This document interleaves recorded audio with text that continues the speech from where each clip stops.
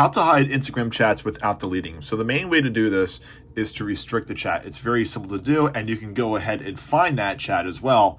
So what we can do is go to Instagram and go to your messages at the bottom of your screen here and go ahead and pick a conversation.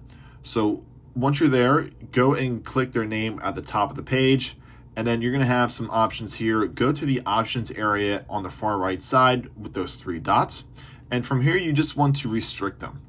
Now, it's going to restrict that account, and what you can do is the actual message thread will disappear. So from this point forward, if you want to go and find that chat, go to your profile at the bottom right-hand corner, and then go to the three bars at the top right corner. And from here, you want to go down to where it says restricted under how others can interact with you, and you can go ahead and find that account. And from here, you can unrestrict from here, but if you do click their name, you can go ahead and hit the three dots at the top right corner, and you can go ahead and hit unrestrict. And then from that point forward, their chat will pop right back up in the same spot where it was in their message thread, and you can go ahead and keep talking to them. And that's